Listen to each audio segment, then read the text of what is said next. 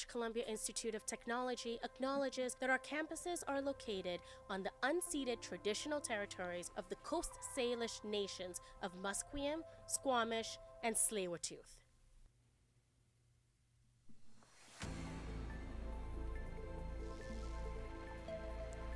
Good morning, everyone. I'm Braden Coombs, and here are your 10 a.m. sports headlines.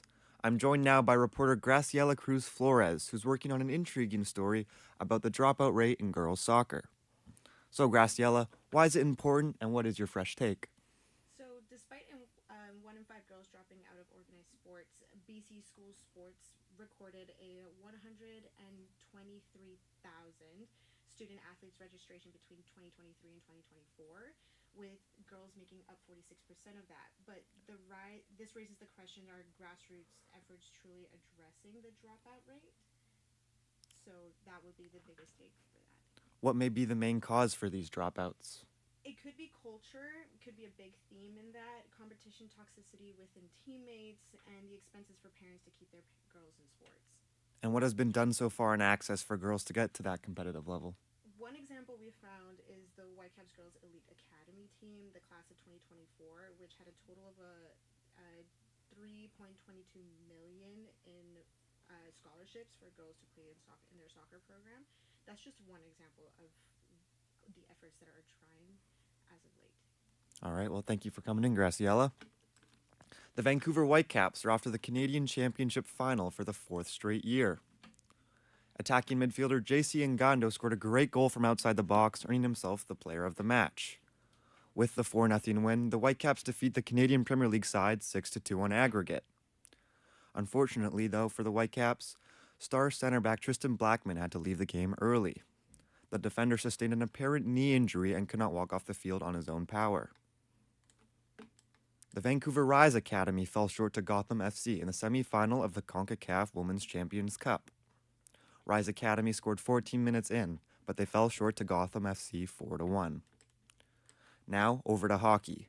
Canucks training camp is unofficially underway today. New Canucks head coach Adam Foote, as well as Jim Rutherford and Patrick Alvin, will be at media availability today at 10 a.m. Canucks players are now training in Penticton, but doors will not be open to the public until tomorrow, when the camp officially begins. The Toronto Blue Jays extend their win streak to 6 games, defeating the Tampa Bay Rays in a close 6-5 game. A controversial call happened when Rays second baseman Brandon Lowe hit a 3-run home run. Jays outfielder Nathan Lucas had a play on the ball, attempting to rob Lowe of his home run when a fan interfered with him, catching the ball right in front of Lucas's glove. Upon further review, the umpires confirmed the home run, determining there was a fan interference, but the ball was already headed out of the park. Shortstop Bo Bichette will miss the remainder of the regular season with a PCL sprain.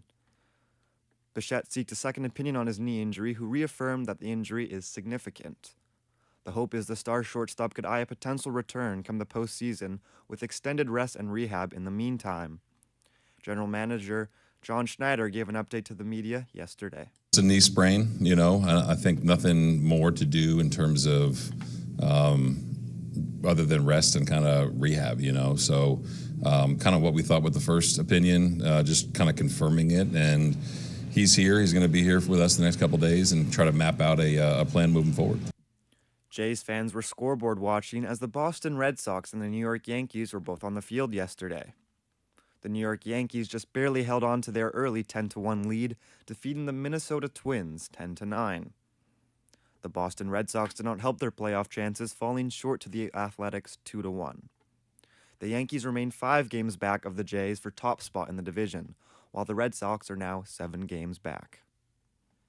The Seattle Mariners extended their hot streak to double digits as they got the better of the Kansas City Royals last night, winning 12-5. Mariners catcher Cal Raleigh hit not one, but 2 home runs in the game, and hitting not only 1, but 2 milestones as well. With his first bomb, Raleigh broke the record for the most home runs by a switch hitter in a single season, surpassing Mickey Mantle's 54. His second home run tied Ken Griffey Jr. for the franchise record of the most home runs in a season. Despite the win, the Mariners remain only half a game ahead of the Astros for the top spot in the American League West. This comes after the Houston Astros beat the Rangers last night 6-5 over in Texas. With just over 10 games remaining for many of the teams left, every game is incredible high stakes. That was your 10 a.m. Sports Headlines. Stay tuned for more on BCIT's 1680 The Crow. I knew a bit about Lightroom and Photoshop before coming into the program, but I didn't really know much about Premiere, and that kind of scared me. And so BCIT has really helped to kind of grow my skills in video editing, which is something I didn't really think I could do before and actually really enjoy now. It also taught me how to use the big cameras, so I can use more than just a DSLR now, which is very helpful as well.